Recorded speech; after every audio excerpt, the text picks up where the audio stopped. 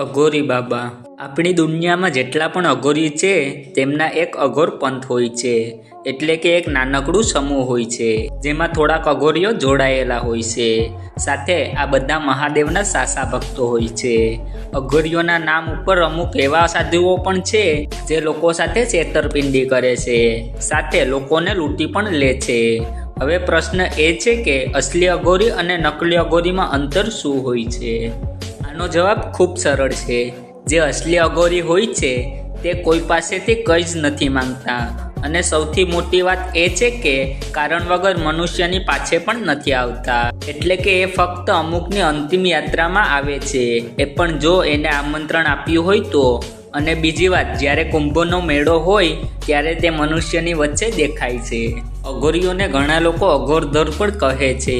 સાથે ઘણા લોકોનું એવું માનવું છે કે અઘોરી ખૂબ ડરામણા અને ખતરનાક હોય છે, પરંતુ એવું નથી. અઘોરનો મતલબ થાય છે A+ઘોર, એટલે કે વધુ અવાજ નથી કરતા અને સાદું જીવન જીવવું પસંદ કરે છે. સાથે તે ડરામણા પણ નથી હોતા, અને સૌથી મોટી વાત, તે કોઈની વચ્ચે ભેદભાવ નથી રાખતા.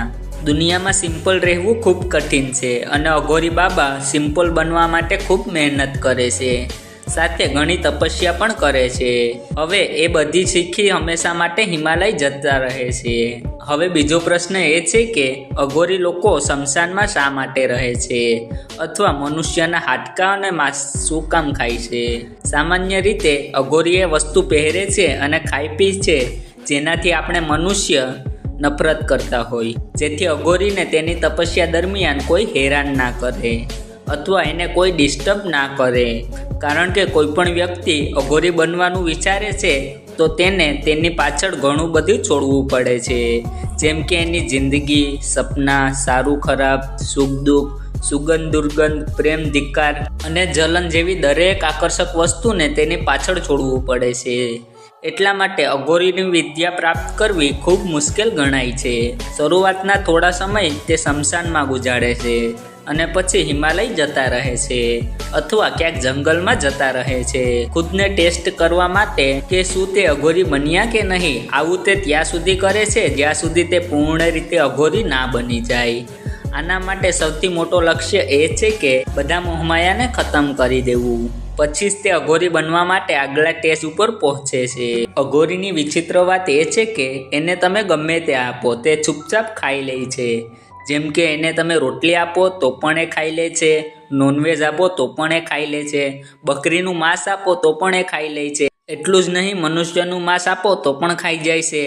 સાથે સાથે તે સડેલું માંસ પણ ખાઈ જાય છે. પરંતુ જો તમે તેને ગાયનું માંસ આપો તો તે એને ક્યારેય નહીં ખાય, કારણ કે મહાદેવની સાથે ગૌ માતાની પણ પૂજા કરે છે.